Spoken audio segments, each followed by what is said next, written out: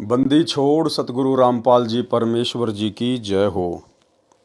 परमपिता परमात्मा सारी सृष्टि के रचनहार कुल मालिक असंख्य ब्रह्मांडों के स्वामी जगत गुरु तीनों लोकों में प्रवेश करके सबका भरण पोषण करने वाले राजाधिराज आत्माधार नाथों के नाथ देवों के देव महादेव सर्वेश्वर महेश्वर मृत्युंजय अजरो अमर आदि अनादि सनातनी प्रभु जगत पिता जगदीश्वर श्री श्री 1008 की उपाधि के वास्तविक अधिकारी अकाल मूर्ति सौद स्वरूपी राम वासुदेव सर्वगतम ब्रह्म परम पूज्य प्रथम पूज्य परम संत परम पुरुष परम धनी परम दयालु सत्य कबीर हक्का कबीर अल्लाहु कबीर अल्लाहु अकबर बाखबर अल्लाह ताला जगत के तारणहार जगत के मुक्तिदाता जगत के जगन्नाथ हारे के सहारे हिंदुओं के राम मुसलमानों के अल्लाह सिखों के वाहेगुरु ईसाइयों के मसीह दया के सागर दयानिधि करुणा के सागर करुणानिधि स्वयंभू परिभू संकट मोचन कष्ट हरण मंगल करण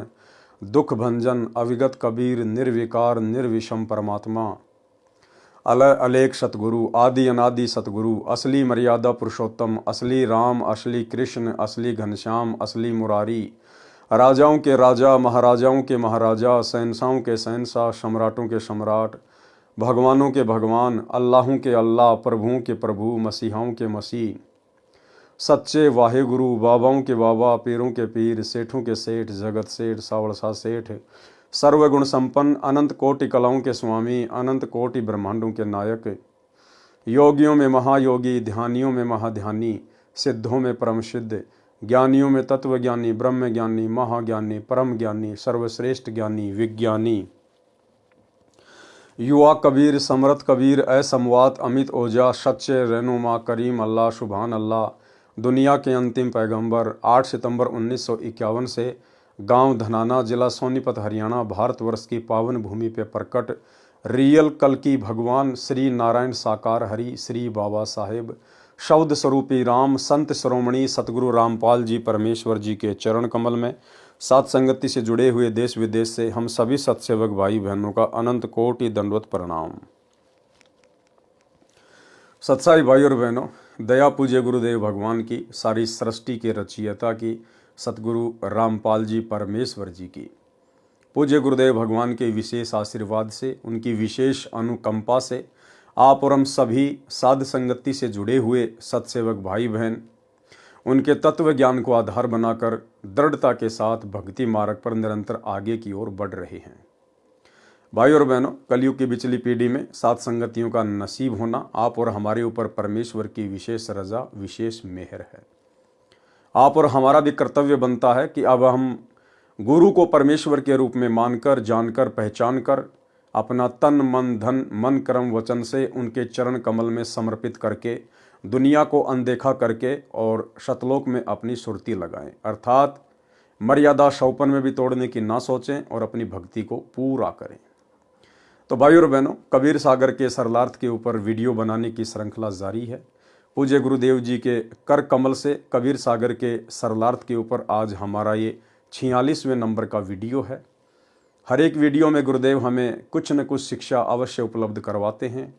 आज सिख धर्म के प्रवर्तक श्री नानक जी के ऊपर हमारा ये 3रे नंबर का वीडियो है और कबीर सागर के सरलार्थ का 46वें नंबर का वीडियो है। आज श्री नानक जी का जो वीडियो है वो कंप्लीट हो जाएगा। इस वीडियो में काफ़ी कुछ जानकारियाँ गुरुदेव भगवान ने आप और हमें उपलब्ध करवाई हैं। वीडियो देखते हैं। कबीर सागर का सरलार्थ पेज नंबर 414। बेई नदी में प्रवेश जीवन 10 गुरु साहिब से ज्यों का ज्यों सहाभार। गुरु जी प्रत्येक प्रातः बेई नदी में, जो कि शहर सुल्तानपुर के पास ही बहती है, स्नान करने के लिए जाते थे। एक दिन जब आपने पानी में डुबकी लगाई तो फिर बाहर ना आए। कुछ समय उपरांत आप जी के सेवक ने जो कपड़े पकड़कर नदी के किनारे बैठा था, घर जाकर जयराम जी को खबर सुनाई कि नानक जी डूब गए हैं। तो जयराम जी तैराकों को साथ लेकर नदी पर गए। आप जी को बहुत ढूंढा किंतु आप नहीं मिले। बहुत देखने के पश्चात सब लोग अपने अपने घर चले गए। भाई जयराम जी के घर बहुत चिंता और दुख प्रकट किया जा रहा था कि 3रे दिन सवेरे ही एक स्नान करने वाले भगत ने घर आकर बहन जी को बताया कि आपका भाई नदी के किनारे बैठा है। ये सुनकर भाइया जयराम जी बेई नदी की तरफ दौड़ पड़े और जब जब पता चलता गया और बहुत से लोग भी वहां पहुंच गए। जब इस तरह आपके चारों तरफ लोगों की भीड़ लग गई, आप जी चुपचाप अपनी दुकान पहुंच गए। आप जी के साथ स्त्री और पुरुषों की भीड़ दुकान पर आने लगी। लोगों की भीड़ देखकर गुरुजी ने मोदी खाने का दरवाजा खोल दिया। भाई और बहनों, पॉइंट है, ध्यान से सुनना। लोगों की भीड़ देखकर गुरुजी ने मोदी खाने का दरवाजा खोल दिया और कहा, जिसको जिस चीज की जरूरत है वह उसे ले जाए। मोदी खाना लुटाने के पश्चात गुरुजी फकीरी चोला पहनकर शमशान घाट में जा बैठे।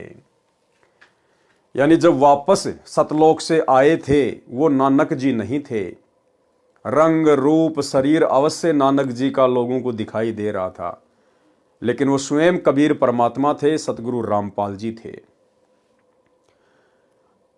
भाई और बहनों, यदि नानक जी होते तो जिस प्रकार सीधे अपनी दुकान पर गए और लोगों की भीड़ इकट्ठा हो गई, अगर नानक जी होते तो वो कभी भी भीड़ को ये ना कहते कि जिसको जो चाहिए ले जाओ, क्योंकि नानक जी को पता था कि मैं यहां पर नौकर हूं और ये सुल्तानपुर के नवाब के यहां पे मैं नौकरी कर रहा हूं और मुझे प्रत्येक चीज का हिसाब देना पड़ेगा। क्योंकि बाकी दिन तो नानक जी पैसे लिया करते थे, सामान दिया करते थे। उससे पहले तो नानक जी ने कभी नहीं कहा कि ले जाओ, जिसको जो मर्जी सामान चाहिए ले जाओ ले जाओ। भला तीसरे दिन जब बेई नदी से बाहर आए, उसके बाद जब सीधा अपनी दुकान पर गए, तो क्यों सारा मोदी खाना लुटवा दिया फ्री में? क्योंकि भाई और बहनों, उस समय नानक जी के रूप में परमात्मा थे, कबीर जी थे, सतगुरु रामपाल जी थे। और परमात्मा कभी भी जो देता है वो मोल भाव करके नहीं देता। दाता एक राम, भिखारी सारी दुनिया। वो परमेश्वर कभी भी मोल भाव नहीं करता। वो परमेश्वर केवल देता है, उसके बदले कुछ लेता नहीं है। तो नानक जी के रूप में स्वयं कबीर परमात्मा सतगुरु रामपाल जी थे और परमेश्वर ने कहा कि जिसको जो चाहिए मोदी खाने से सामान ले जाओ। पूरा मोदी खाना उन्होंने लुटवा दिया। तो ये भी एक सबूत है कि सतलोक से जब वापस आए थे तो नानक जी नहीं थे, स्वयं कबीर परमेश्वर जी थे। लोगों की भीड़ देखकर गुरुजी ने मोदी खाने का दरवाजा खोल दिया और कहा, जिसको जिस चीज की जरूरत है वह उसे ले जाए। मोदी खाना लुटाने के पश्चात गुरुजी फकीरी चोला पहनकर शमशान घाट में जा बैठे। मोदी खाना लुटाने और गुरुजी के चले जाने की खबर जब नवाब को लगी तो उसने मुंशी द्वारा मोदी खाने की किताबों का हिसाब जयराम को बुलाकर पड़ताल करवाया। हिसाब देखने के पश्चात मुंशी ने बताया कि गुरुजी के 760 रुपए सरकार की तरफ अधिक हैं। इस बात को सुनकर नवाब बहुत खुश हुआ। उसने गुरुजी को बुलाकर कहा कि उदास न हो, अपना फालतू पैसा और मेरे पास से लेकर मोदी खाने का काम जारी रखें। पर गुरुजी ने कहा, अब हमने ये काम नहीं करना, हमें कुछ और काम करने का भगवान की तरफ से आदेश हुआ है। नवाब ने पूछा, क्या आदेश हुआ है? तब गुरुजी ने मूल मंत्र उच्चारण किया, ओमकार सत्य नामु कर्ता पुरुष निर्भव निर्वयु अकाल मूर्ति अजूनी सब गुरु प्रसादी। नवाब ने पूछा कि यह आदेश आपको भगवान ने कब दिया? गुरुजी ने बताया कि जब हम बेई में स्नान करने गए थे तो वहां से हम सचखंड अपने स्वामी के पास चले गए थे। वहां हमें आदेश हुआ कि नानक जी ये मंत्र आप जपो और बाकियों को जपा कर कलयुग के लोगों को पार लगाओ। इसलिए अब हमें अपने मालिक के इस हुक्म की पालना करनी है। इस संदर्भ को भाई गुरदास जी वार 1 पौड़ी 24 में लिखते हैं, बाबा पैदा सचखंड नौ निधि नाम गरीबी पाई।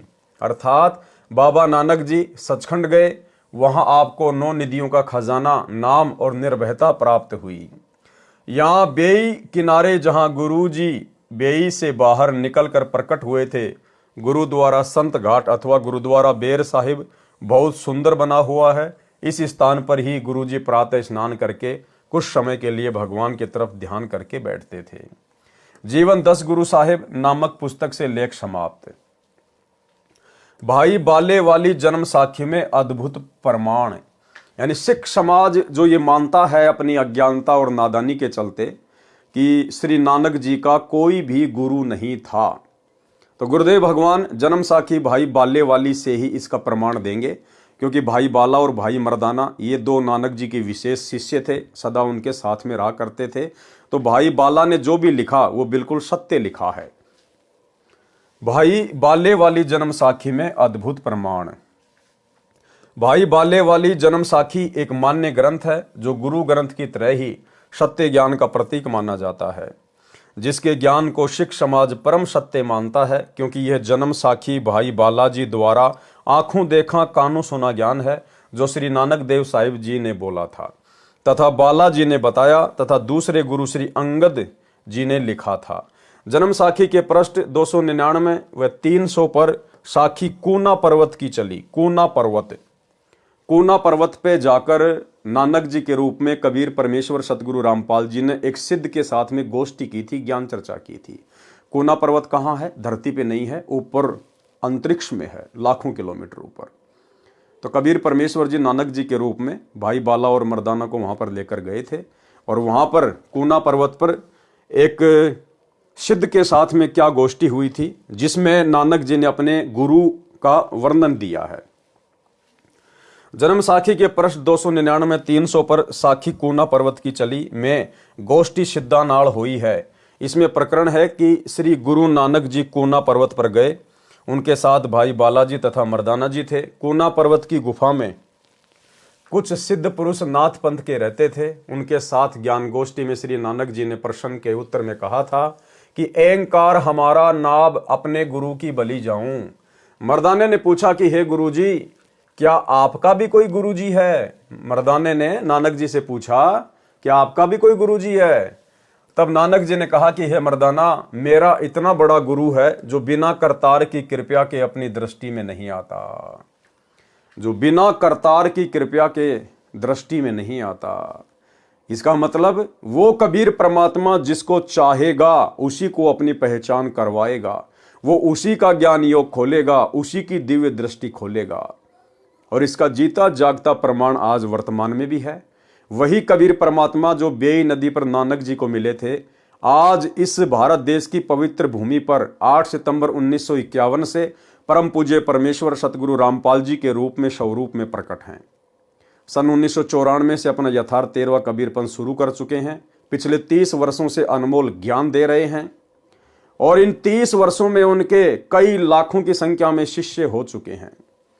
लेकिन उन लाखों में से केवल चंद ही आत्माएं हैं, 5 या 10% बड़ी मुश्किल से, जिनको सतगुरु रामपाल जी ने स्वयं के परमेश्वर होने के विषय में उनकी दिव्य दृष्टि खोलते हुए जानकारी दी है।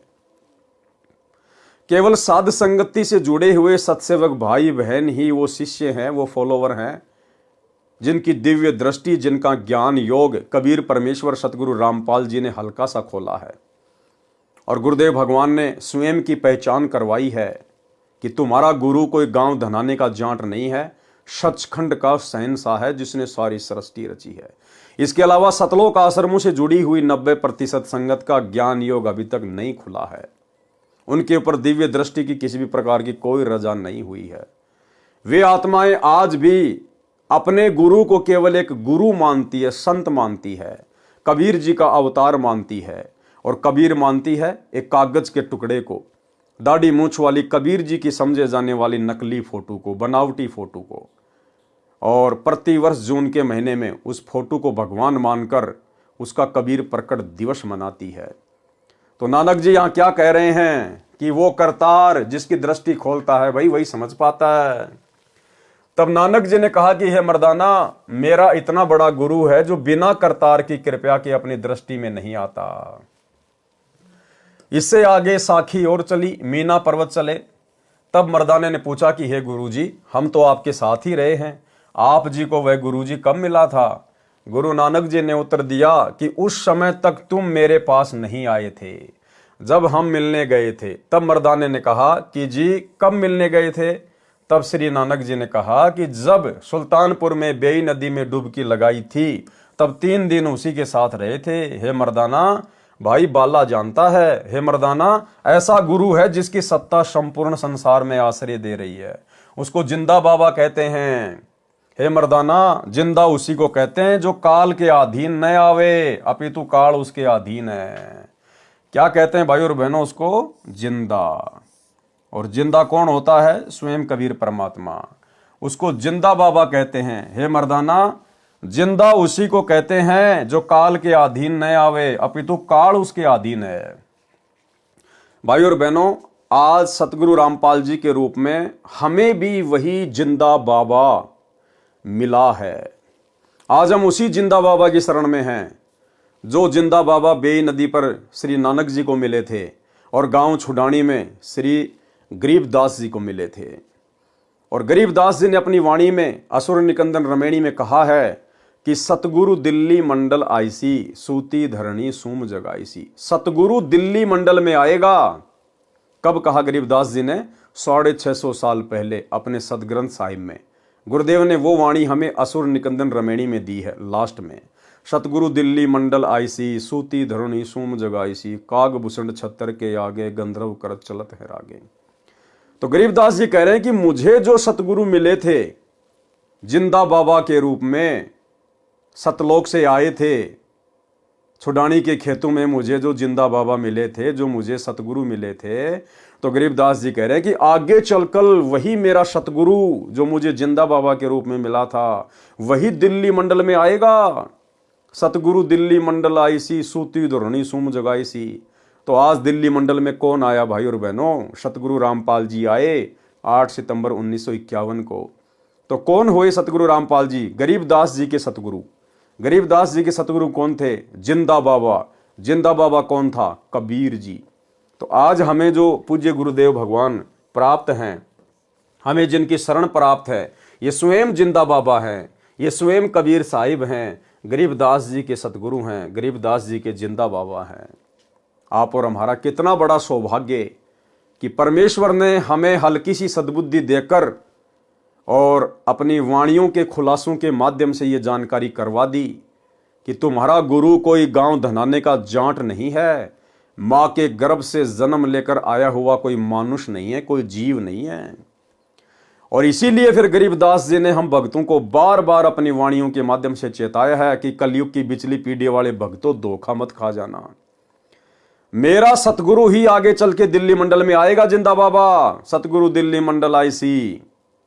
इसलिए गरीबदास जी ने बार बार हमें आगाह किया है कलयुग की बिचली पीढ़ी वालों को अपने सदग्रंथ साहिब में कि जो मेरा सतगुरु दिल्ली मंडल में आएगा, जिंदा बाबा, जिसको तुम अपना गुरु धारण करोगे, उसको मानुष मानने की गलती मत करना। गुरु मानुष कर जानते, वो नरकइये अंध, ओवे दुखी संसार में आगे यम के फंदे। तो गरीबदास जी ने अपनी अनेकों वाणियों में हमें बहुत अच्छे से सावधान किया है। उसको जिंदा बाबा कहते हैं। हे मर्दाना, जिंदा उसी को कहते हैं जो काल के अधीन ना हो, अपितु काल उसके अधीन है। श्री नानक जी का गुरु था अन्य प्रमाण। साखी कंधार देश की चली। जन्म साखी के पृष्ठ 470-471 पर एक मुगल पठान ने पूछा कि आपका गुरु कौन है? श्री नानक जी ने उत्तर दिया कि जिंदा पीर है, वह परमेश्वर ही गुरु रूप में आया था, उसका शिष्य सारा जहां है। फिर साखी रुक्कन दीन काजी के साथ हुई। जन्म साखी के पृष्ठ 183 पर कुछ वाणी इस प्रकार है। नानक आखे रुक्कन दीन साचा सुनहूं जवाब, खालक आदम सिरजिया आलम बड़ा कबीर। कायम दायम कुदरती सिर पीरा दे पीर, सजदे करे खुदाई नु आलम बड़ग्य कबीर। भावार्थ, श्री नानक जी ने कहा कि रुक्कन दीन काजी, जिस खुदा ने आदम जी की उत्पत्ति की है, वह बड़ा परमात्मा कबीर है। वही पृथ्वी पर सतगुरु की भूमिका करता है, वही पृथ्वी पर सतगुरु की भूमिका करता है। कौन? स्वयं बड़ा परमात्मा, आलम बड़ा कबीर, कायम दायम सिरजिया सब पीरा दे पीर। वो स्वयं ही पृथ्वी पर आकर सतगुरु की भूमिका करता है। नानक जी अपने गुरु के विषय में कह रहे हैं, कबीर परमात्मा के विषय में कह रहे हैं कि वो स्वयं ही पृथ्वी पर आकर सतगुरु की भूमिका करता है। तो आज जो महापुरुष इस कलयुग की बिचली पीढ़ी में सतगुरु की भूमिका में हैं, फिर भला ये कौन है? ये स्वयं कबीर परमात्मा है, अल्लाहों के अल्लाह, प्रभुओं के प्रभु हैं। दूसरी बात भाइयों और बहनों, यदि आप लोगों को लगता है कि सतगुरु तो कबीर जी के लिए कहा है, भाई अगर सतगुरु शब्द कबीर जी के लिए कहा जाता है, कौन से कबीर जी के लिए? आप लोगों की नज़रों में वो कबीर जो 650 साल पहले आया था काशी के बनारस में, अगर उस कबीर के लिए सतगुरु शब्द का प्रयोग किया जाता है, तो फिर इन सतलोक आश्रमों से जुड़े हुए भगत भाई बहनों को अपने गुरुदेव सतगुरु रामपाल जी के नाम से पहले सतगुरु शब्द का प्रयोग नहीं करना चाहिए, क्योंकि सतगुरु तो केवल पूरी सृष्टि में एक समय में एक ही होता है। एक समय में धरती पे दो दो सतगुरु नहीं होते, केवल एक ही सतगुरु होता है, और वो सतगुरु स्वयं कबीर परमात्मा होता है। तो फिर आपके गुरु जी कौन हुए? सतगुरु रामपाल जी कौन हुए? आप अपने गुरुदेव के नाम से पहले सतगुरु शब्द लगाते हैं, और सतगुरु शब्द का अधिकारी केवल कबीर परमात्मा है, किसी और के नाम के आगे पीछे सतगुरु लग ही नहीं सकता। और भाई आप सतलोक आश्रम वालों के अनुसार यदि सतगुरु शब्द कबीर जी जो दाढ़ी मूछ वाले रूप में 650 साल पहले आए थे उन्हीं के नाम से पहले लगता है, तो फिर आप अपने गुरु को सतगुरु कहना छोड़ दीजिए, क्योंकि सतगुरु की भूमिका तो खुद कबीर परमात्मा ही करता है। दूसरा, आप जी अपने गुरुदेव को बंदी छोड़ बंदी छोड़ बंदी छोड़ कहते हैं। भाई बंदी छोड़ तो पूरी सृष्टि में एक ही है, वो है कबीर परमात्मा। फिर आप अपने गुरुदेव को बंदी छोड़ क्यों कहते हैं? क्या बंदी छोड़ भी दो हैं? अरे क्या भगवान भी दो हैं सृष्टि में? बंदी छोड़ एक ही है जो काल के बंधन से छुड़वा सकता है, स्वयं कबीर परमात्मा। और आप लोग यदि उस दाढ़ी मूछ वाली कागज की फोटो को बंदी छोड़ मानते हैं, तो फिर आप अपने गुरुजी के नाम से पहले बंदी छोड़ क्यों लगाते हैं? भाई आप तो दोगला आचरण कर रहे हैं, आप तो दो नावों की सवारी कर रहे हैं। तो भाई और बहनों, ये विशेष मेहर है गुरुदेव की, जो गुरुदेव ने हम साथ संगति से जुड़े हुए सत्सेवक भाई बहनों का ज्ञान योग खोला है।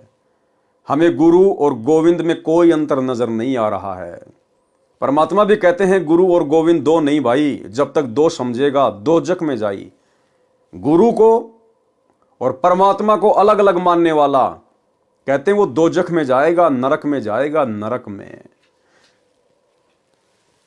वह ही पृथ्वी पर सतगुरु की भूमिका करता है, वह सिर पीरा दे पीर, यानी सब गुरुओं का सिरताज है। तो भाई आज हम अपने गुरु जी को क्या कहते हैं? जगत गुरु। जगत गुरु, जगत गुरु कौन होता है? सब गुरुओं का गुरु, जिससे बढ़कर कोई भी गुरु ना हो उसको कहते हैं जगत गुरु। यहां क्या कहा जा रहा है? वह सिर पीरा दे पीर, यानी सब गुरुओं का सिरताज है। सब गुरुओं का सिरताज कौन होता है? जगत गुरु, कबीर परमात्मा। सबसे उत्तम ज्ञान रखता है कौन? कबीर परमात्मा। आज पृथ्वी पर सबसे उत्तम ज्ञान किसके पास में है? केवल सतगुरु रामपाल जी परमेश्वर जी के पास। और एक ऑडियो में सतगुरु रामपाल जी परमेश्वर कह रहे हैं कि बच्चों, इस पूरी सृष्टि में इस दास के अलावा किसी को ज्ञान नहीं है। तो भाई पूरी सृष्टि में तो सतलोक आश्रम से जुड़े हुए भाई बहनों के अनुसार कबीर जी भी है, क्योंकि आप लोग अपने गुरु जी को तो कबीर जी मानते नहीं। आप तो कबीर उसको मानते हैं जो दाढ़ी मूछ वाला है। आप लोगों के अनुसार तो वो सतलोक में बैठा हुआ है। और गुरुदेव कह रहे हैं कि पूरी सृष्टि में इस दास के अलावा किसी को तत्व ज्ञान नहीं है। तो क्या भाई तुम्हारे उस कबीर को भी नहीं है क्या जो सतलोक में बैठा हुआ है? उसको भी नहीं है क्या? क्योंकि सारी सृष्टि में तो वो दाढ़ी मूछ वाला कबीर भी आ गया अगर कहीं बैठा है तो। फिर गुरु जी इतनी बड़ी बात क्यों कह रहे हैं कि सारी सृष्टि में इस दास के अलावा किसी को ज्ञान नहीं, तत्व ज्ञान नहीं? तो कौन कह सकता है ये बात? ये बात कौन कह सकता है? स्वयं कबीर परमात्मा ही कह सकता है, क्योंकि कबीर परमात्मा ही अपने रूप रूपांतरण करते हुए इस पृथ्वी पर सतगुरु की भूमिका करते हैं। तो आज सतगुरु रामपाल जी स्वयं ही कबीर परमेश्वर हैं, इनके अलावा कहीं और कोई कबीर नहीं है। यह बात जिस दिन तुम्हारे समझ में आ जाएगी उस दिन तुम भगत बन गए पक्के। और बच्चों, कबीर साहब सारी सृष्टि के रचने वाले, सबके पालक, सबके उत्पत्ति करता, कर्म के लेख को मिटाने वाले परमपिता परमात्मा आपको प्राप्त किया। सारी सृष्टि में दास के अतिरिक्त इस अध्यात्म ज्ञान के जानने वाला कोई नहीं। तो पुण्यात्माओं, बच्चों, आपको समर्थ परमात्मा और पूर्ण सतगुरु और कंप्लीट स्पिरिचुअल नॉलेज, संपूर्ण आध्यात्मिक ज्ञान प्राप्त है। सबसे उत्तम ज्ञान रखता है। वह कायम यानी श्रेष्ठ, दायम यानी समर्थ परमात्मा कुदरती है। मुसलमान अल्लाह कबीर कहते हैं। कबीर का अर्थ बड़ा करके बड़ा अल्लाह अर्थ करते हैं। श्री नानक जी ने यह भी स्पष्ट कर दिया है कि वह बड़ा आलम कबीर है। मुसलमान जिसे अल्लाह कबीर कहते हैं यानी बड़ा अल्लाह कहते हैं। जन्म साखी में कबीर तथा बड़ा दोनों शब्द लिखे हैं, जिससे कबीर का अर्थ कबीर ही रहेगा तथा बड़ा शब्द भी रहेगा। इसलिए स्पष्ट हुआ कि बड़ा परमात्मा कबीर है। वह बड़ा आलम कबीर है जो धानक रूप में काशी में लीला करके गया है, जिसका प्रमाण श्री गुरु ग्रंथ साहिब जी के पृष्ठ 24, 721, 731 पर पूर्व में लिख दिया गया है। उसमें स्पष्ट है। तथा कबीर सागर पवित्र ग्रंथ भी भाई बालाजी ने जैसे प्रत्येक सुना लिखा है, ऐसे ही धनी धर्मदास जी ने परमेश्वर कबीर जी से सुना ज्ञान लिखा है, जो पहले भी पढ़ा, अब नीचे पढ़ें। पवित्र कबीर सागर में प्रमाण विशेष विचार। पूरे गुरु ग्रंथ साहिब में कहीं प्रमाण नहीं है कि श्री नानक जी परमेश्वर कबीर जी के गुरु थे। जैसे गुरु ग्रंथ साहिब आदरणीय तथा प्रमाणित है, ऐसे ही पवित्र कबीर सागर भी आदरणीय तथा प्रमाणित सदग्रंथ है तथा श्री गुरु ग्रंथ साहिब से पहले का है। इसीलिए तो सैकड़ों वाणी कबीर सागर सदग्रंथ से गुरु ग्रंथ साहिब में ली गई हैं। पवित्र कबीर सागर में विस्तृत विवरण है नानक जी तथा परमेश्वर कबीर साहिब जी की वार्ता का तथा श्री नानक जी के पूज्य गुरुदेव कबीर परमेश्वर जी थे। कृपया निम्न पढ़ें।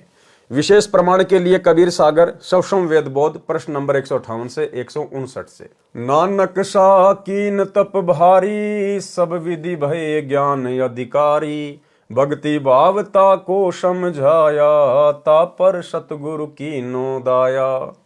जिंदा रूप धर्यो तब भाई, हम पंजाब देश चले आई। अनहद बानी कियो पुकारा, सुन के नानक दर्श निहारा। सुन के अमर लोक की बाणी, नानक परया निज समर्थ ज्ञानी।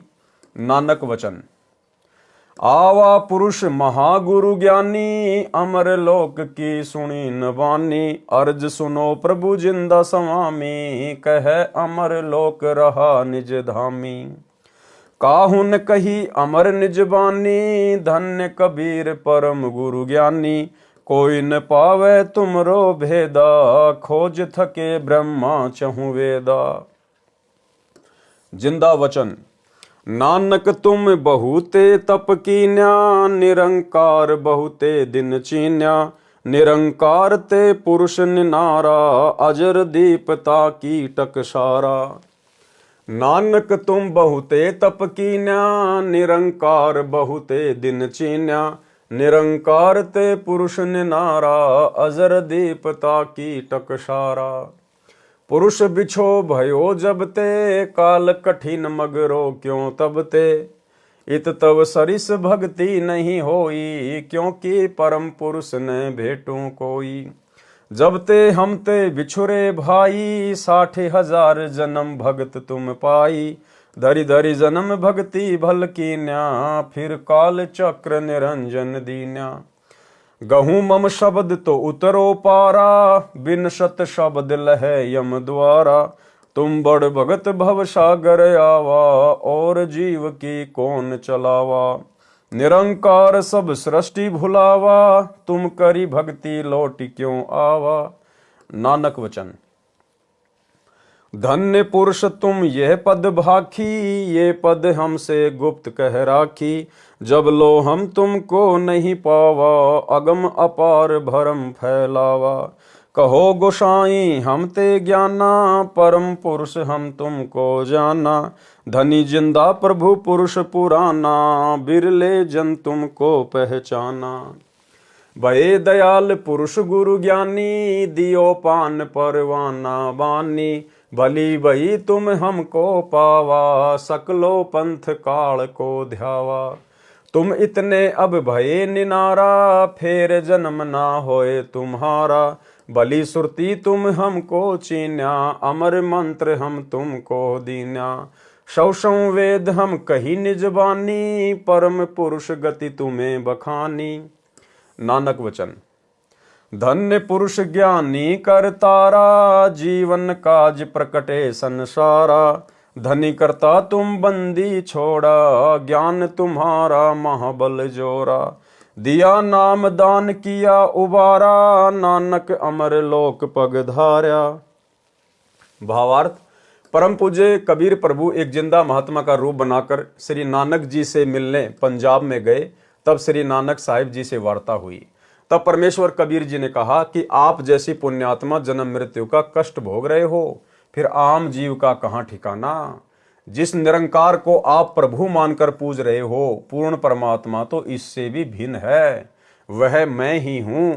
जब से आप मेरे से बिछड़े हो, 60,000 जन्म तो अच्छे अच्छे उच्च पद भी प्राप्त कर चुके हो। जैसे सतयुग में यही पवित्र आत्मा राजा अमरीश तथा त्रेता युग में राजा जनक, जो सीता जी के पिताजी थे, हुए, तथा कलयुग में श्री नानक साहिब जी हुए। फिर भी जन्म मृत्यु के चक्कर में ही हो। मैं आपको सत शब्द अर्थात सच्चा नाम जाप मंत्र बताऊंगा, उससे आप अमर हो जाओगे। श्री नानक साहिब जी ने प्रभु कबीर जी से कहा कि आप बंदी छोड़ भगवान हो, आपको कोई बिरला सौभाग्यशाली व्यक्ति ही पहचान सकता है। क्या कहा नानक जी ने? श्री नानक जी ने प्रभु कबीर जी से कहा कि आप बंदी छोड़ भगवान हो। आज हम बंदी छोड़ किसको कहते हैं? सतगुरु रामपाल जी को। आप बंदी छोड़ भगवान हो, आपको कोई बिरला सौभाग्यशाली व्यक्ति ही पहचान सकता है। इसलिए भाई और बहनों, दास बार बार कहता है कि आज यदि धरती पर सतगुरु रामपाल जी को कबीर परमेश्वर जी के रूप में किसी ने जाना है, पहचाना है, उन्हें कोई कबीर मानकर वास्तव में इष्ट मानकर भक्ति कर रहा है, गीता अध्याय 3 श्लोक 13 के अनुसार उन्हें भोग लगा रहा है, तो केवल साध संगति से जुड़े हुए सत्सेवक भाई बहन हैं। ये सतगुरु रामपाल जी परमेश्वर जी का यथार्थ 13वां कबीर पंथ है। ये सतलोक के लिए भक्ति का ट्रेनिंग सेंटर है। स्पष्ट कर दिया यहां परमात्मा ने, आपको कोई बिरला सौभाग्यशाली व्यक्ति ही पहचान सकता है। तो ये सौभाग्य भाई और बहनों केवल हम साध संगत वाले भाई बहनों को प्राप्त है वर्तमान में।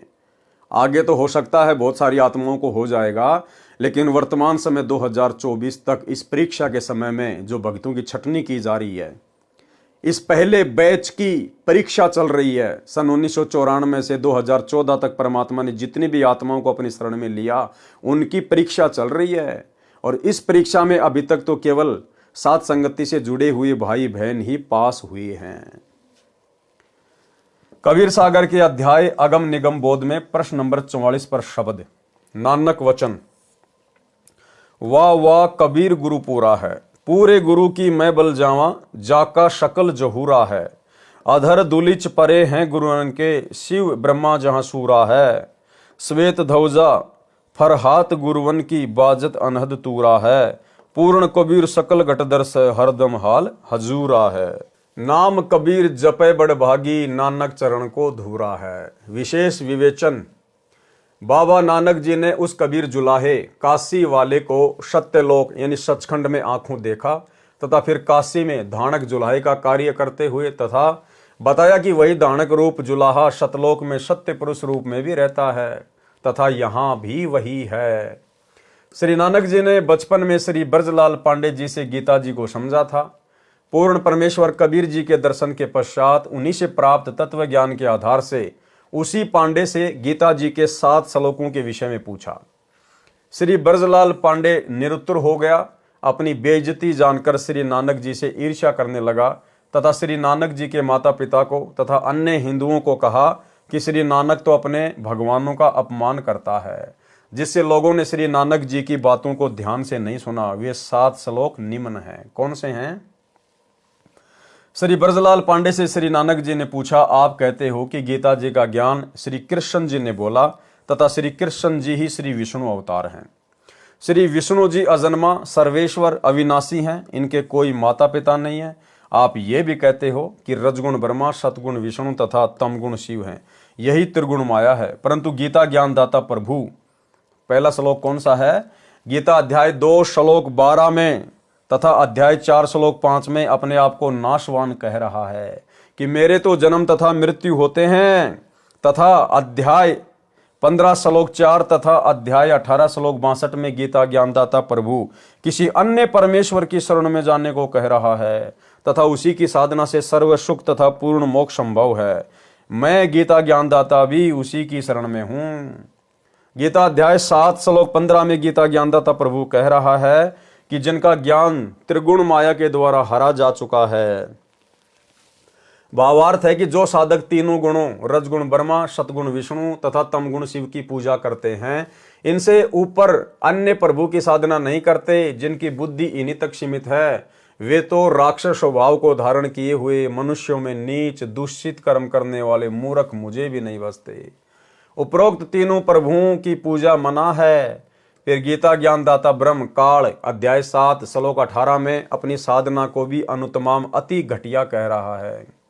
इसलिए गीता अध्याय 18 श्लोक 62 में कहा है कि पूर्ण मोक्ष तथा परम शांति के लिए उस परमेश्वर की शरण में जा। गीता अध्याय 4 श्लोक 34 में प्रमाण है कि उसके लिए किसी तत्वदर्शी संत की खोज कर। मैं उस परमात्मा के विषय में पूर्ण जानकारी नहीं रखता। उसी तत्वदृष्टा संत द्वारा बताए ज्ञान अनुसार उस परमेश्वर की भक्ति कर। यही प्रश्न परमेश्वर कबीर साहिब जी ने श्री नानक जी से बेई नदी के किनारे पर किया था।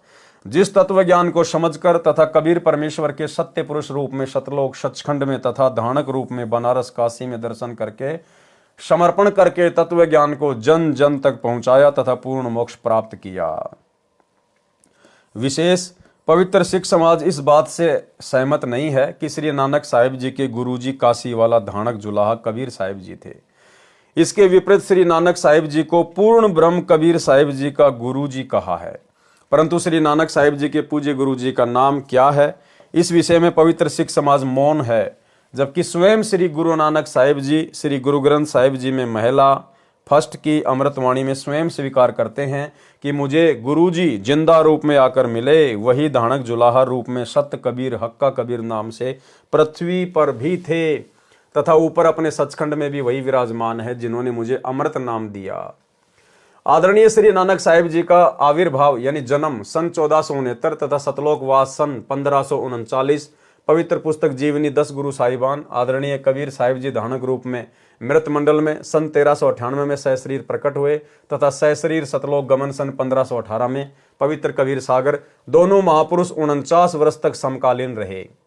श्री गुरु नानक साहिब जी का जन्म पवित्र हिंदू धर्म में हुआ।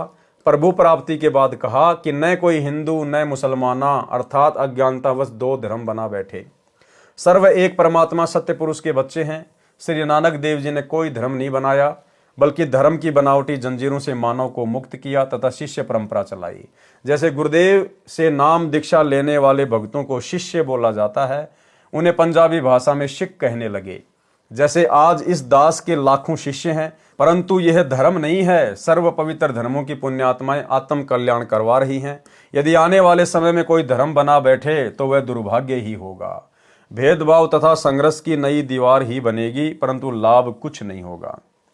विशेष केवल एक ही बात को कि कौन किसका गुरु तथा कौन किसका शिष्य है वाद विवाद का विषय न बनाकर सच्चाई को स्वीकार करना चाहिए। कुछ देर के लिए श्री नानक साहिब जी को परमात्मा कबीर साहिब कबीर देव जी का गुरु जी मान लें। ये विचार करें कि इन महापुरुषों ने गुरु शिष्य की भूमिका करके हमें कितनी अनमोल वाणी रचकर दी है तथा हम कितना उनका अनुसरण कर पा रहे हैं। आज किसी व्यक्ति का जन्म पवित्र हिंदू धर्म में है, वह अपनी साधना तथा इष्ट को सर्वोच्च मान रहा है। मृत्यु उपरांत उसी पुण्यात्मा का जन्म पवित्र सिख धर्म में हुआ तो फिर वह उसी साधना को उत्तम मानकर निश्चिंत हो जाएगा। फिर पवित्र मुसलमान धर्म में जन्म मिला तो उपरोक्त साधनाओं के विपरीत पूजा पर आरूढ़ होगा तथा फिर पवित्र ईसाई धर्म में जन्म हुआ तो केवल उसी पूजा पर आधारित हो जाएगा। फिर कभी पवित्र आर्य समाज में वही पुण्यात्मा जन्म लेगी तो केवल हवन यज्ञ करने को ही मुक्ति मार्ग कहेगा। यदि वही पुण्यात्मा पवित्र जैन धर्म में पहुंचेगी तो हो सकता है निर्वस्त्र रहकर या मुख पर कपड़ा बांधकर नंगे पैरों चलना ही मुक्ति का अंतिम साधन होगा। उपरोक्त जन्म पूर्ण परमात्मा की भक्ति न मिलने तक होते रहेंगे, क्योंकि द्वापर युग तक अपने पूर्वज एक ही थे तथा वेदों अनुसार पूजा करते थे। अन्य धर्मों की स्थापना नहीं हुई थी। जब श्री गुरु गोविंद साहिब जी ने 5 प्यारों को चुना, उनमें से एक श्री दयाराम जी लाहौर के खत्री परिवार से हिंदू थे। श्री धर्मदास जी इंद्रप्रस्थ दिल्ली के जाट हिंदू थे। भाई मोहकम चंद जी छिबे हिंदू द्वारकावासी। भाई साहिब चंद जी नाई हिंदू बिदर निवासी। भाई हिम्मतमल जी झींवर हिंदू जगन्नाथपुरी उड़ीसा निवासी थे। जीवन 10 गुरु साहिबान लेखक सोडी तेजा सिंह प्रकाशक भाई चतर सिंह, जीवन सिंह, अमृतसर, पृष्ठ नंबर 343 344। इसलिए अपने संस्कार मिले जुले हैं। भले ही उपरोक्त पंच प्यारे उस समय अपनी भक्ति साधना गुरु ग्रंथ साहिब के अनुसार, गुरुओं की आज्ञा अनुसार कर रहे थे, परंतु सर्व हिंदू समाज से संबंध रखते थे। उस समय गुरुओं के अनुयायियों को शिख कहते थे, हिंदी भाषा में शिष्य कहते हैं। इस कारण से एक अलग भक्ति मार्ग पर चलने वाले जन समूह को शिख कहने लगे। अब यह एक अलग धर्म का रूप धारण कर गया। जैसे वर्तमान में कई पंथों के लाखों अनुयायी हैं, उनको भी अन्य नामों से संबोधित किया जाता है। जैसे राधा स्वामी पंथ के अनुयायियों को कहते हैं ये तो राधा स्वामी हैं, परंतु ये सर्व धर्मों के व्यक्तियों का समूह है। हो सकता है आने वाले समय में यह एक अलग धर्म का रूप धारण कर ले, परंतु वर्तमान में अधिकतर हिंदू समाज और सिख समाज के ही व्यक्ति हैं। जो व्यक्ति मांस आहार, मदिरा पान तथा अन्य नशीली वस्तु जैसे तंबाकू, बीड़ी, सिगरेट, हुक्का आदि में सेवन करता है तथा लूट कसोट, जीव हिंसा करता है तथा बहन बेटियों को बुरी नजर से देखता है, वह न तो हिंदू है, न मुसलमान, न सिख, न ईसाई। क्या उपरोक्त बुराई करने का सर्व पवित्र धर्मों के सदग्रंथों में विवरण है? नहीं। उपरोक्त बुराई युक्त व्यक्ति कभी प्रभु प्राप्ति नहीं कर सकता तथा न ही वह धार्मिक हो सकता। एक समय यह दास एक दोस्त सिख अधिकारी के साथ किसी सिख की शादी में गया। वहां पर श्री गुरु ग्रंथ साहिब जी के अखंड पाठ का भोग पड़ा। सर्व उपस्थित व्यक्तियों ने प्रसाद लिया, फिर खाना खाने के लिए साथ में ही लगे टेंट में प्रवेश हुए, जहां पवित्र अमृतवाणी का भोग पड़ा था तथा जहां खाना खाया। दोनों के बीच केवल कनात यानी कपड़ा लगी थी। खाने को मांस तथा पीने को मदिरा सरेआम थी। जो पाठ कर रहे थे वे भी सर्वप्रथम उसी आहार को प्रेम पूर्वक कर रहे थे। इसलिए सर्वप्रथम हिंदू तो हिंदू बने, मुसलमान बने मुसलमान, ईसाई बने ईसाई तथा सिख बने सिख। फिर हम प्रभु भक्ति करने योग्य होंगे। प्रभु साधना भी अपने सदग्रंथों में वर्णित विधि अनुसार करने से प्रभु प्राप्ति होगी, अन्यथा मानव शरीर व्यर्थ हो जाएगा। हम एक कुल मालिक की संतान हैं। सतज्ञान न होने से हिंदू मुसलमान के झगड़े, हिंदू सिख के झगड़े, मुसलमान ईसाई के झगड़े धर्म के श्रेष्ठता और अश्रेष्ठता के कारण है। विश्व युद्ध में भी इतना रक्तपात नहीं हुआ होगा जितना धर्म के खतरे की आड़ में हो चुका है।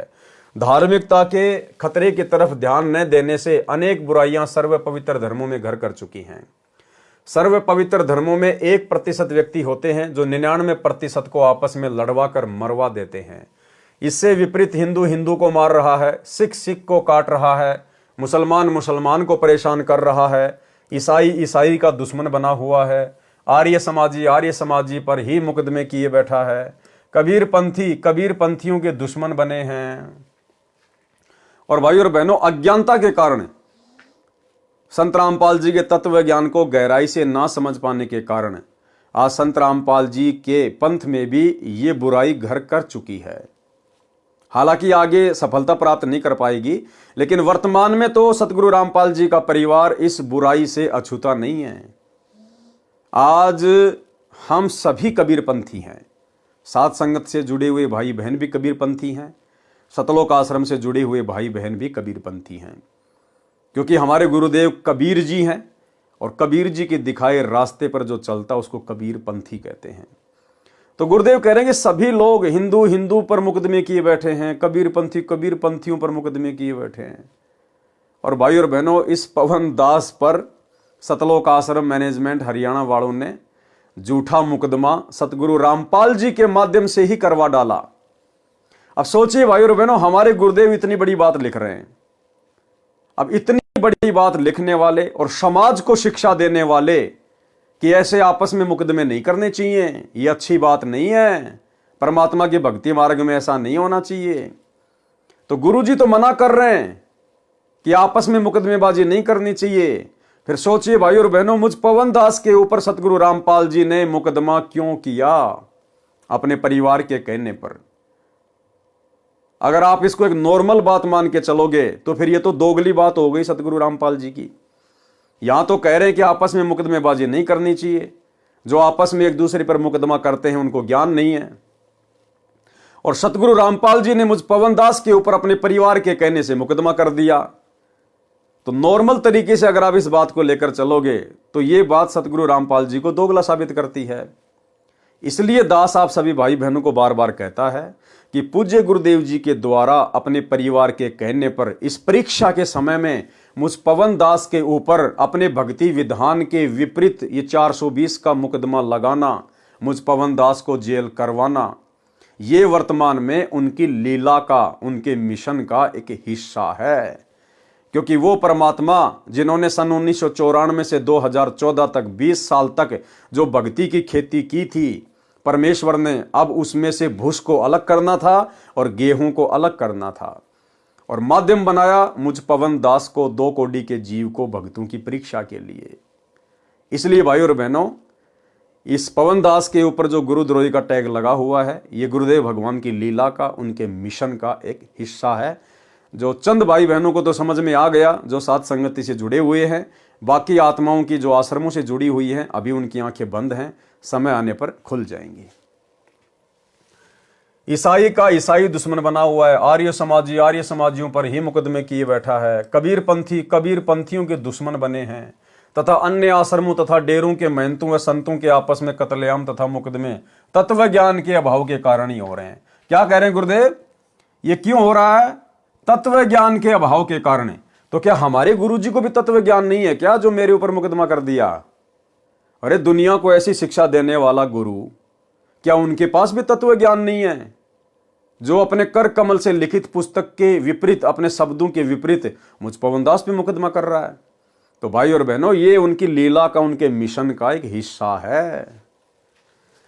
मुझदास का जन्म पवित्र हिंदू धर्म में हुआ तथा वर्तमान में जो भी पूजाएं उपलब्ध थी सभी कर रहा था। 17 फरवरी 1988 फाल्गुन मास की अमावस्या विक्रमी संवत 2045 को तत्वदर्शी संत परम पूज्य स्वामी राम देवानंद जी महाराज के दर्शन हुए।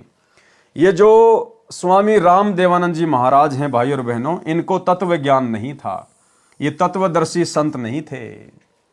ये तो 650 साल पहले जिस प्रकार कबीर जी ने पंडित रामानंद जी को अपना मुंह बोला गुरु बनाया था, गुरु शिष्य परंपरा का निर्वाह करते हुए, ठीक इसी प्रकार वर्तमान में भी ये लीला चल रही है। धरती पर सतगुरु रामपाल जी के रूप में वही कबीर परमात्मा प्रकट है। और 17 फरवरी 1988 को आदरणीय गरीबदास जी के 12वें पंथ में सतगुरु रामपाल जी ने, अर्थात कबीर परमेश्वर जी ने, आदरणीय राम देवानंद जी को अपना मोह बोला गुरु धारण करके केवल गुरु शिष्य परंपरा का निर्वाह किया है। अन्यथा हमारे गुरुदेव स्वयं परमेश्वर हैं और परमेश्वर स्वयं ही तत्वदर्शी होता है।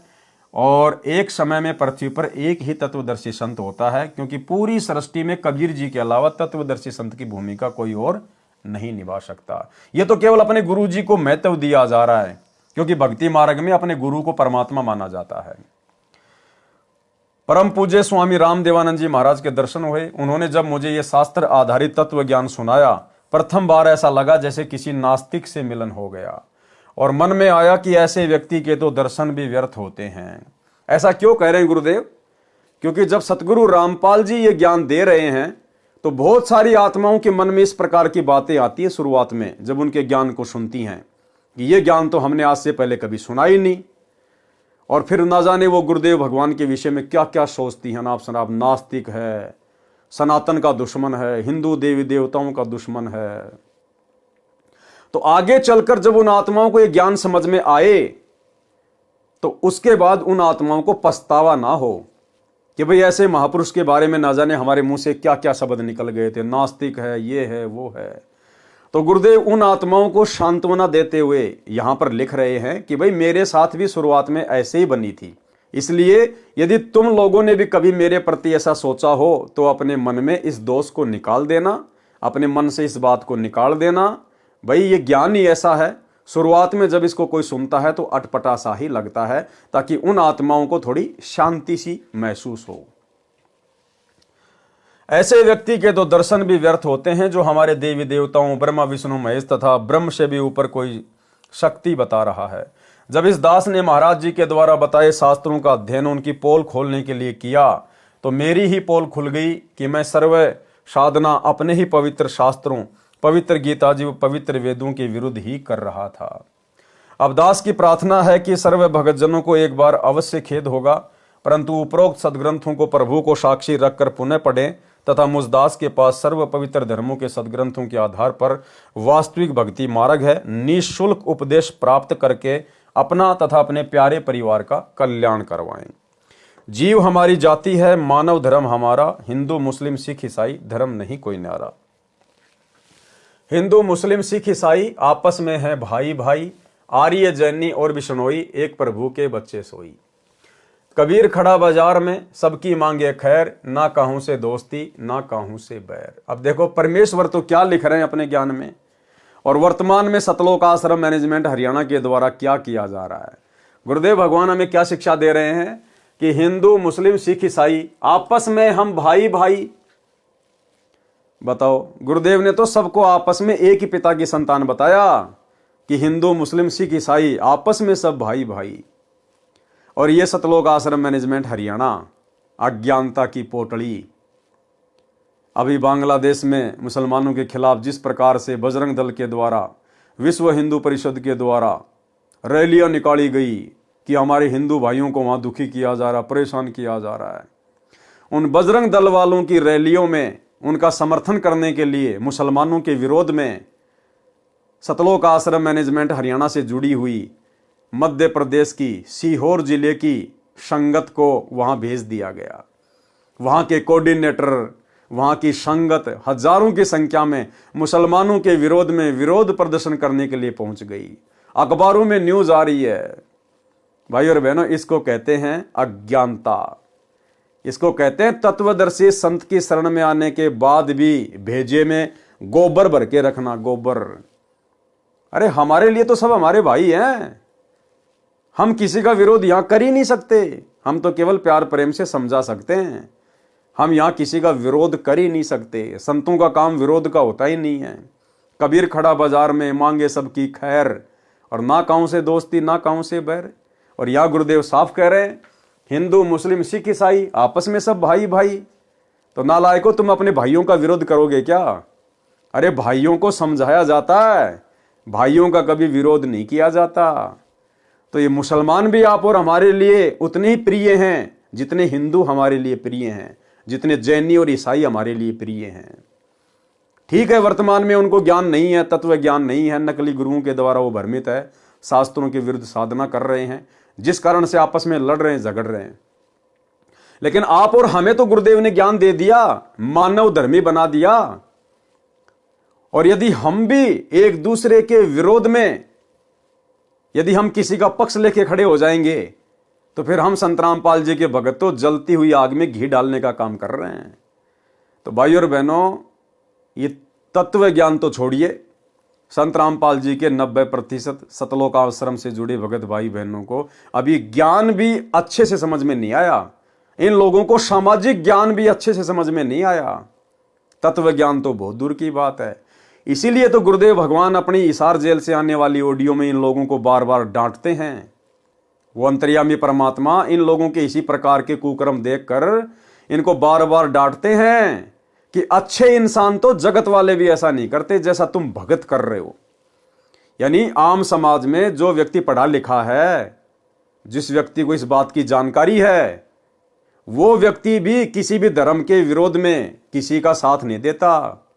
उनको भी पता है कि शैतान ने हमारे को बांट रखा है, हिंदू मुस्लिम सिख ईसाई हम सब एक ही हैं। तो जो अच्छे इंसान जो संसार में हैं, जगत में हैं, जो संत रामपाल जी के भगत भी नहीं हैं, वो लोग भी बजरंग दल वालों के पक्ष में जाके खड़े नहीं हुए मुसलमानों के विरोध में, और संत रामपाल जी के भगत मुसलमानों के विरोध में जाके खड़े हो गए। इसलिए तो गुरुदेव कह रहे हैं कि अच्छे इंसान जो जगत में है ना, वो भी ऐसा नहीं करते जैसा कि तुम भगत कर रहे हो। यानी गुरुदेव ने अपनी सतलोक आश्रमों से जुड़ी हुई लाखों की संगत को आम सामाजिक व्यक्तियों से भी नीचे गिरा हुआ साबित कर दिया, नीचे गिरा हुआ। सुनिए। विचार करना होगा कि हम कौन है, कहां से आए। आपस में खेचातानी रखते हो अभी भी भगत हो गए। अच्छे इंसान तो जगत वाले भी ना करते ऐसा जैसे भगत कर रही है। अच्छे इंसान तो जगत वाले भी ना करते ऐसा जैसे भगत कर रही है। अच्छे इंसान तो जगत वाले भी ना करते ऐसा जैसे भगत कर रही है। किसी को छोटी सी सेवा दे देते, कोऑर्डिनेटर बना दिया, वो ने सोचा मैं खुदा बन गया। और इतना शिक्षा तो पड़े, मजदूर बनो सीखो, मजदूर। और कई देखा है कि कोऑर्डिनेटर या जिसकी जो भी व्यवस्था लगाई जाए तो व्यवहार भी ठीक नहीं करते, धमकान लग जाते, फुरकान लग जाते। और कुछ ऐसी भी शिकायतें आई हैं जो बहन बेटियों के साथ गलत मैसेज भी डालते हैं। तो वो दुष्ट लोग ना तो कोऑर्डिनेटर के योग्य है ना वो भगत के योग्य। और कुछ ऐसी भी शिकायतें आई हैं जो बहन बेटियों के साथ गलत मैसेज भी डालते हैं। तो वो दुष्ट लोग ना तो कोऑर्डिनेटर के योग्य है ना वो भगत के योग्य। और कुछ ऐसी भी शिकायतें आई हैं जो बहन बेटियों के साथ गलत मैसेज भी डालते हैं। तो वो दुष्ट लोग ना तो कोऑर्डिनेटर के योग्य है ना वो भगत के योग्य। तो ऐसा तो संगत में ही कुसंगत उपजेगी, और ऐसी कुसंगत होगी फिर हम रखेंगे नहीं उसको खेत में। किसान उस कुबाड़ को पाड़ कर खेत तो बाहर फेंक देता है, तो उसको आप मिशन से निकाल दिया जाया करेगा। सुधर जाओ, एक के नहीं सुनी जाया करती, दिशात्मक शिक्षा दी जाती है, अमल कर लो इन पे। कर्म बतेरे फोड़ लिए, इस ज्ञान का असर क्या हुआ? थोड़ा सा सुख होते हो फिर पक्के एजेंट काल के बन जाते हैं, बकवाद वही करनी, भगवान से दूर हो जाना। थोड़ा सा सुख होते हो फिर पक्के एजेंट काल के बन जाते हैं, बकवाद वही करनी, भगवान से दूर हो जाना। थोड़ा सा सुख होते हो फिर पक्के एजेंट काल के बन जाते हैं, बकवाद वही करनी, भगवान से दूर हो जाना। तो भाई और बहनों, आप और हमारा सौभाग्य कि गुरुदेव भगवान ने हमारा ज्ञान योग खोला, हमें गुरुदेव ने सद्बुद्धि दी। हम इस प्रकार के शैतानी प्रपंचों में नहीं पड़ते हैं, ज्ञान को आधार बना के अपनी भक्ति करते हैं, और बाकी संगत अपने कर्म फोड़ रही है कोऑर्डिनेटरों के पीछे लगकर। हिंदू मुस्लिम सिख ईसाई आपस में हैं भाई भाई, आर्य जैनी और बिश्नोई, एक प्रभु के बच्चे सोई। कबीरा खड़ा बाजार में सबकी मांगे खैर, ना कहूं से दोस्ती ना कहूं से बैर। शवशम वेद बोध पृष्ठ 160 से 162 पर सामान्य ज्ञान है। शवशम वेद बोध पृष्ठ 163 का सारांश। मृत्यु के समय जीव किस रास्ते से जाता है, उसके भविष्य का ज्ञान। अथ जीव के अंतकाल वाली वाणी। अंतकाल जब जीव को आवे, यथा कर्म तब देही पावे। यानी अंत समय में जैसा जिसने जो कर्म किए हैं, शुभ या अशुभ कर्म, उसी अनुसार से आगे वो शरीर धारण करता है। गुदा द्वार जब जीव निकासा, नरक खाने में ताको वासा। यानी जब किसी की मृत्यु होती है और उसकी आत्मा जब उसके गुदा द्वार से निकलती है तो सीधा वो कहां जाता है? नरक में जाता है। गुदा द्वार से आत्मा निकलने की क्या पहचान है? जब आदमी का शरीर छूटता है, यमदूत उसे परेशान करते हैं, दुखी करते हैं, तो उसका लैट्रिन निकल जाता है, उसके कपड़े लैट्रिन से सन जाते हैं। यानी उसकी आत्मा यमदूतों ने मार मार के गुदा द्वार से निकाली है। ऐसा व्यक्ति सीधा नरक में ठोका जाता है, नरक में। गुदा द्वार जब जीव निकासा, नरक खाने में ताको वाशा। और भाई और बहनों, आपको ध्यान होगा, दास ने आज से 2-2.5 साल पहले वीडियो बनाया था। सतलोक आश्रम मैनेजमेंट हरियाणा से बिहार का स्टेट कोऑर्डिनेटर, उसकी गुदा द्वार से ही आत्मा बाहर निकली थी। गुदा द्वार से सीधा नरक में गया वो। बिहार का स्टेट कोऑर्डिनेटर, जिसकी बाथरूम में बैठे बैठे लैट्रिन करते करते जिसको हार्ट अटैक हुआ था, उसकी आत्मा गुदा द्वार से निकली और सीधा वो नरक में गया। सोचिए, स्टेट कोऑर्डिनेटरों की यह हालत है, तो उन कोऑर्डिनेटरों के पीछे आंख बंद करके चल रही संगत का क्या हाल होगा। और हाल हो भी रहा है, आए दिन अकाल मौत आप देख ही रहे हैं।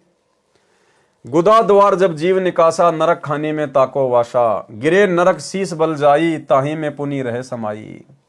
नाभि द्वार जो प्राण चलाना, जलचर योनि माही प्रकाटाना। नाभि द्वार से जिसके प्राण निकलते हैं वो क्या बनता है? वो जल का जीव बनता है, मछली, मगरमच्छ वगैरह जो भी है। मूत्र द्वार कर जीव पयाना, पशु योनि तासु ठिकाना। और जिसकी आत्मा उसके मूत्र द्वार से निकलती है, यानी मरते समय जो पेशाब कर देता है भयभीत होकर यमदूतों से, तो कहते हैं मूत्र द्वार कर जीव पयाना, पशु योनि में ताकू ठिकाना। सीधा वो पशु योनि में जाता है। मुख द्वार ते जीव कडियावे, अन्न खाने में बासा पावे। और जिसकी आत्मा उसके मुख द्वार से निकलती है, मुख से कैसे निकलेगी? उसका मुंह फटा का फटा रह जाता है। मृत्यु के बाद जिस व्यक्ति का मुंह फटा हुआ है, तो समझो उसकी आत्मा उसके मुख द्वार से निकाली गई है। वो कहां जाएगा? अन्न खानी में। जैसे ये अनाज के अंदर जो जीवाणु जो पैदा हो जाते हैं गेहूं में, सरसों में, बाजरे में, जो जीवाणु पैदा हो जाते हैं, ढोरे, सुरसी, वो ऐसी योनियों में जाता है।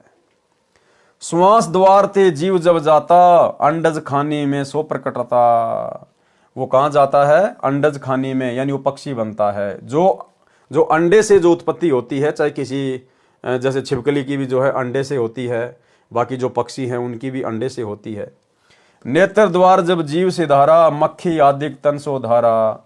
और आंखों से जिसकी आत्मा निकाली जाती है, यानी मरते समय जिसकी आंखें फटी की फटी रह जाती हैं, तो समझो उसकी आत्मा कहां से निकली है? नेत्र द्वार से। वो कहां जाएगा? वो मक्खी की योनि में जाता है। मक्खी और कीट पतंग की योनियां वो प्राप्त करता है। श्रवण द्वार ते जीव जब चाल्या, श्रवण यानी कान, प्रेत दे पावे तत्काला, वो भूत की योनि में जाता है।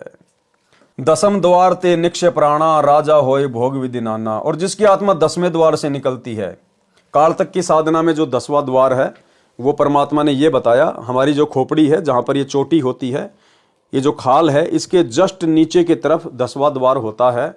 तो 10वें द्वार से जिसकी आत्मा निकलती है, वो राजा वगैरह बन जाता है, बहुत बड़ा कोई पैसे वाला बन जाता है। थोड़े बहुत समय वो राज भोगता है, आराम करता है, बड़े मज़े लेता है, मनुष्य योनि प्राप्त करता है। उसके बाद फिर उसके कर्म बिगड़ेंगे, क्योंकि राजा बनेगा तो सबसे ज़्यादा पाप करेगा। भाई तब से राज मद मानम, जन्म तीसरे शुक्र स्वानम। फिर राजा कहाँ जाएगा? सीधा मरने के बाद में नरक में। नरक से फिर सीधे गधे की योनि में। एक हरि की भक्ति बिन राजा गधा होय, माटी लदे कुमार की घास न डाल कोई। रंभ द्वार ते जीव जब जाता, परम पुरुष के लोक समाता। और रम द्वार यानी सुषमणा द्वार से जिसकी आत्मा निकलती है, और सुषमणा द्वार से आत्मा उसी की निकलेगी जिसको पूर्ण संत प्राप्त होगा, जिसको सतनाम का सुमरण प्राप्त होगा, और जो आजीवन मर्यादा में रहेगा गुरु को इष्ट मानकर, उसकी आत्मा रम द्वार से निकलेगी। 12वें द्वार से परमात्मा उसको फिर सतलोक में लेके जाएगा। इन वाणियों में नाभि द्वार का भी वर्णन है। इसको संत गरीबदास जी ने बड़वानल का द्वार भी कहा है। नाभि के नीचे अन्य 10 द्वार तो सामान्य संत भगत भी जानता है, परंतु 12वें द्वार का ज्ञान केवल इस लेखक रामपाल दास को है, अन्य को नहीं है। नाभि द्वार शरीर के अंदर ही खुलता है, इसलिए इसको मुख्य द्वारों में नहीं गिना जाता। पृष्ठ 164 से 170 तक 4 मुक्तियों तथा कबीर परमेश्वर का अंतर्ध्यान होने का गलत प्रकरण है। ठीक पढ़े इसी पुस्तक में कबीर चरित्र बोध के सारांश में। सौसम वेद बोध पृष्ठ 165 पर सतनाम का कुछ सांकेतिक वर्णन है। 3 अंश आगे परमाना, ओहम सोहम को अस्ताना। 8 अंश तवहाँ उपजाए, अंश वंश स्थान बनाए। ओहम सोहम होत उचारा, जन्म रोगा का यही उपचारा। सवसम वेद बोध पृष्ठ 171 का सारांश। इस पृष्ठ पर वह अमृतवाणी लिखी है जिसमें महापुरुष कलयुग के 5505 वर्ष बीत जाने के पश्चात यथार्थ कबीर पंथ प्रारंभ होगा, और जो महापुरुष उस पंथ का संचालक प्रवर्तक होगा वह अपने ज्ञान को पूरे विश्व में फैलाएगा। परमेश्वर कबीर जी का ज्ञान संसार में फैलेगा तथा सारा संसार भक्ति करेगा। देखो भाई और बहनों, क्या कहा जा रहा है? यथार्थ कबीर पंथ प्रारंभ होगा, और जो महापुरुष उस पंथ का संचालक या उसका प्रवर्तक होगा वह अपने ज्ञान को पूरे विश्व में फैलाएगा। क्या कहा जा रहा है? वह अपने ज्ञान को। तो आज यथार्थ 13वें कबीर पंथ के संचालक, उसके प्रवर्तक कौन है? हमारे पूज्य गुरुदेव सतगुरु रामपाल जी। तो सतगुरु रामपाल जी क्या करेंगे? वह अपने ज्ञान को, ध्यान रखना, अपने ज्ञान को पूरे विश्व में फैलाएगा। फिर आगे क्या कह रहे हैं? परमेश्वर कबीर जी का ज्ञान संसार में फैलेगा। अरे भाई, वो तत्वदर्शी संत वो अपने ज्ञान को फैलाएगा या परमेश्वर कबीर जी के ज्ञान को फैलाएगा? यहां तो कहा जा रहा कि वह अपने ज्ञान को पूरे विश्व में फैलाएगा। और फिर आगे क्या कह दिया? परमेश्वर कबीर जी का ज्ञान संसार में फैलेगा। तो कौन हुआ वो तत्वदर्शी संत? स्वयं कबीर परमात्मा। हमारे गुरुदेव स्वयं कबीर परमेश्वर हैं। परमेश्वर एक सेंटेंस में क्या संकेत कर जाते हैं, एक बार फिर से देख लीजिएगा। इस पृष्ठ पर वह अमृतवाणी लिखी है जिसमें महापुरुष कलयुग के 5505 वर्ष बीत जाने के पश्चात यथार्थ कबीर पंथ प्रारंभ होगा। तो यथार्थ कबीर पंथ प्रारंभ हो गया सन 1994 से। किसने किया? सतगुरु रामपाल जी ने। और जो महापुरुष उस पंथ का संचालक या प्रवर्तक होगा, तो कौन है उसके संचालक और प्रवर्तक? सतगुरु रामपाल जी। अब वो क्या करेगा? वह अपने ज्ञान को पूरे विश्व में फैलाएगा।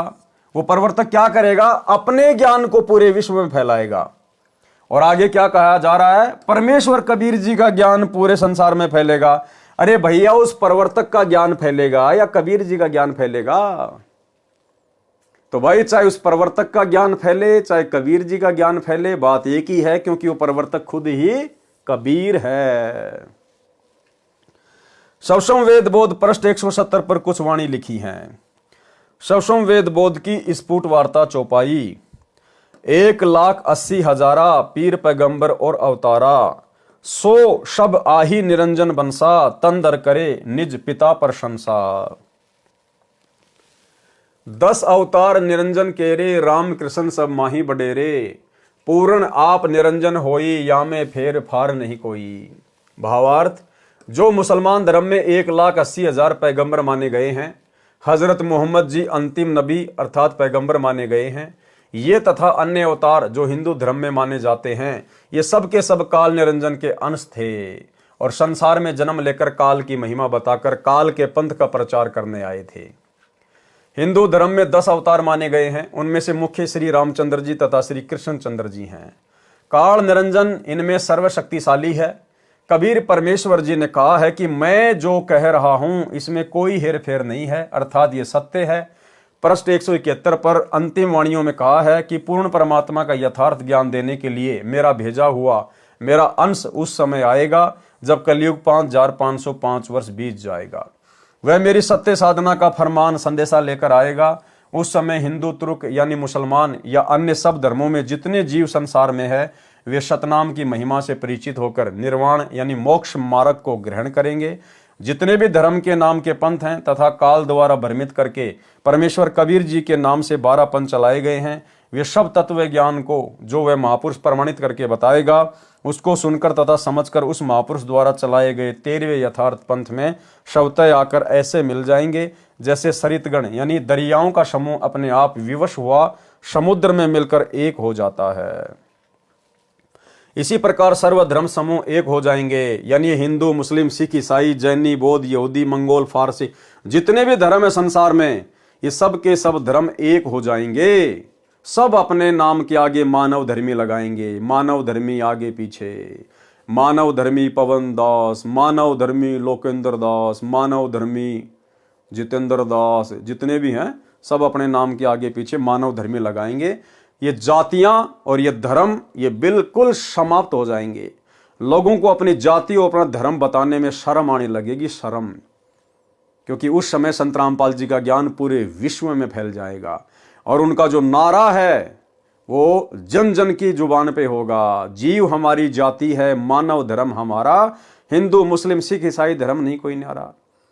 भाई, जब हम सभी का पिता धरती पे आया हुआ है सतगुरु रामपाल जी, तो बाप जब आएगा तो बच्चों को एक करके जाएगा, एक करके। शैतान ने तो वाट रखे हैं, लेकिन अब बाप आ चुका है शैतान का, तो शैतान का बाप मेरे भाई सबको एक करके जाएगा, सारी दीवारें, सारी जंजीरें मिटा जाएगा। इसी प्रकार सर्वधर्म समूह एक हो जाएंगे। जब तक वह निर्धारित समय नहीं आता 5505 वर्ष कलयुग का, तब तक मनुष्यों में छल कपट चतुराई करके कर्म खराब करना बना रहेगा। और जो ये ज्ञान मैं सप्तम वेद बोध में कह रहा हूं, ये भी निराधार लगेगा। जब वह समय आएगा, सब ही स्त्री पुरुष शुद्ध आचरण वाले होकर कपट चतुराई त्याग कर कबीर परमेश्वर जी की शरण प्राप्त करेंगे। कौन से कबीर परमेश्वर की? सतगुरु रामपाल जी की, क्योंकि शरण में तो इनके आना पड़ेगा, गुरु तो इनको बनाना पड़ेगा। तो कौन हुआ फिर कबीर? सब ही स्त्री पुरुष शुद्ध आचरण वाले होकर कपट चतुराई त्याग कर कबीर परमेश्वर की शरण प्राप्त करेंगे। जो धर्म के नाम पर भ्रमित करके काल द्वारा चलाए गए अनेकों पंथ हैं, ये सब फिर से एक हो जाएंगे। उस महापुरुष से सतनाम आदि सर्व मंत्रों की दीक्षा लेकर सब दीक्षित हंस सतलोक को जाएंगे। घर घर में मेरे ज्ञान की चर्चा होगी, कृपया पढ़े निमन वाणियां। शवसम वेद बोध पृष्ठ 171 से कुछ वाणियां। दोहा 5000 और 505 जब कलयुग बीत जाए, महापुरुष फरमान तब जग तारण को आए। भाई वो महापुरुष आज आ चुका है सतगुरु रामपाल जी के रूप में।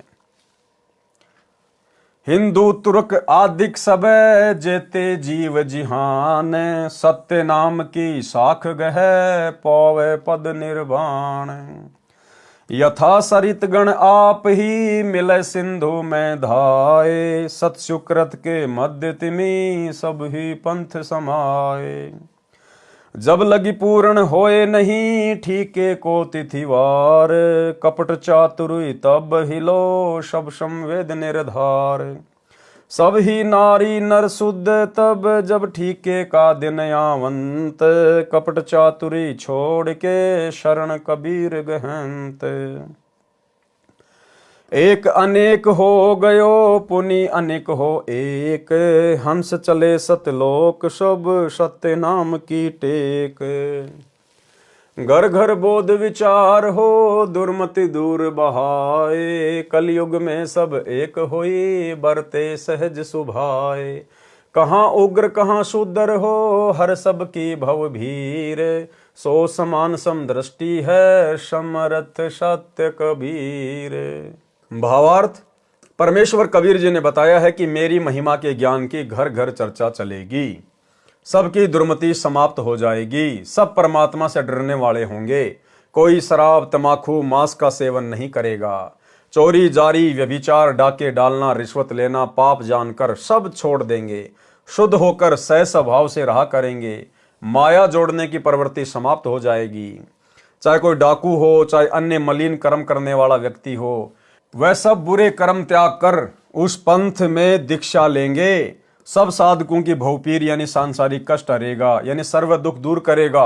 अब देखना भाई और बहनों आगे ध्यान से, उस पंथ का प्रवर्तक, कौन से पंथ का प्रवर्तक? 13वें कबीर पंथ का प्रवर्तक कौन है? सतगुरु रामपाल जी। उस पंथ का प्रवर्तक स्वयं कबीर परमेश्वर समान भक्ति शक्ति समर्थ होगा। उस पंथ का जो प्रवर्तक होगा, जो संचालक होगा 13वें कबीर पंथ का, वो क्या होगा? उस पंथ का प्रवर्तक स्वयं कबीर परमेश्वर समान भक्ति शक्ति समर्थ होगा। अब भाई कबीर परमेश्वर जी के समान यदि कोई दूसरा भक्ति और शक्ति से संपन्न हो गया तो फिर कबीर परमेश्वर जी के पास में क्या बच गया? उसके समान होने का मतलब उसके बराबर हो जाना। और वे भगवान के बराबर कौन हो सकता है? क्या किसी की औकात है जो परमात्मा के बराबर हो जाएगा?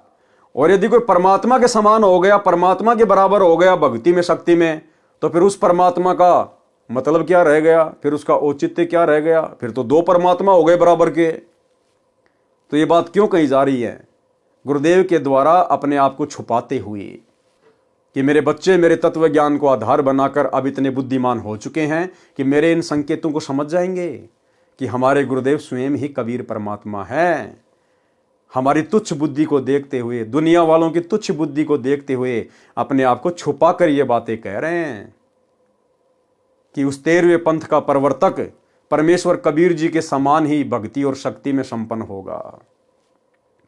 भाई जो कबीर जी के समान ही भक्ति शक्ति में संपन्न हो गया तो फिर वो तो खुद ही कबीर बन गया। फिर उस कबीर का मतलब क्या रह गया यदि कोई और कबीर है तो यहां हमने समझना होगा हमारे गुरुदेव स्वयं ही कबीर परमात्मा है। उस पंथ का प्रवर्तक स्वयं कबीर परमेश्वर समान भक्ति शक्ति समर्थ होगा। सबको समान दृष्टि से देखेगा, यानी ऊंच नीच जाति आधार से किसी में अंतर नहीं करेगा। न राजा तथा रंक में कोई अंतर रहेगा। राजा भी अपने को जनता का सेवक मानकर अपना कर्तव्य करेगा तथा भक्ति को प्राथमिकता देकर जीवन सफल करने के उद्देश्य से कार्य करेगा। इस प्रकार सर्व संसार मोक्ष प्राप्ति का उद्देश्य लेकर जिया करेगा। सबका मोक्ष होगा। जो उस संत से दीक्षा लेकर आजीवन मर्यादा में रहकर भक्ति करेगा। सब संवेद बोध अध्याय का सारांश संपूर्ण हुआ। कबीर सागर के अध्याय सब संवेद बोध का सारांश संपूर्ण हुआ। सत्य साहेब। तो भाई और बहनों आज के वीडियो में केवल इतना ही। गुरुदेव भगवान के आशीर्वाद से धीरे धीरे हम कबीर सागर के सरलार्थ के ऊपर आगे बढ़ेंगे। तकरीबन आधे से ज़्यादा वीडियो कबीर सागर के सरलार्थ के ऊपर बन चुके हैं। आज हमारा ये 45वें नंबर का वीडियो था और दास के हिसाब से तकरीबन 20 वीडियो इसमें और बनेंगे क्योंकि 650 के ऊपर इसमें पेज हैं। तो लगभग 20 से 25 के आसपास वीडियो और बनेंगे। तो परमेश्वर ने मौका दिया है हमें अपने कर कमल से लिखित पुस्तकों के ऊपर अध्ययन जो हम उनके आशीर्वाद से कर रहे हैं। खुलासे तो उन्होंने कर ही रखे हैं, सरलार तो उन्होंने कर ही रखा है, लेकिन उन्हीं के द्वारा बख्शीश सद्बुद्धि आधार से हम उन्हीं के सत्प्रेरणा से कुछ और गुप्त रहस्य जो उन्होंने छुपा रखे हैं, जो वो कह नहीं सके, सार्वजनिक नहीं कर सके, आप और हमारी छोटी बुद्धि को देखते हुए कि कहीं उन बड़े बड़े रहस्यों को सुनकर इनके मन में गुरु के प्रति दोष पैदा ना हो जाए। तो गुरुदेव ने 2012 में ये पवित्र पुस्तक लिख दी, लेकिन इसको लिखकर छोड़ दिया क्योंकि उस समय हमारी बुद्धि गुरु को परमात्मा मानने में समर्थ नहीं थी, सक्षम नहीं थी। अब जब हम भक्तों की फाउंडेशन भरी जा चुकी है, हमारी नींव भरी जा चुकी है, तब परमेश्वर ने अब दास को प्रेरणा करके और इन पुस्तकों के ऊपर खुलासे शुरू करवाए हैं। तो एक एक करके गुरुदेव के आशीर्वाद से गुरुदेव से प्रार्थना करेंगे, विनती करेंगे कि मालिक हमें सेवा बख्शे, और सभी पुस्तकों के ऊपर जो मुख्य मुख्य पुस्तकें हैं सभी के ऊपर इसी प्रकार से खुलासे होंगे आने वाले समय में। तो आज के वीडियो में केवल इतना ही। कल रात्रि 8 बजे सभी भाई बहन फिर से लाइव जुड़िए। तब तक गुरुदेव भगवान हम सबको आज्ञा दें, इजाज़त दें, आशीर्वाद दें। बंदी छोड़ सतगुरु रामपाल जी भगवान की जय हो।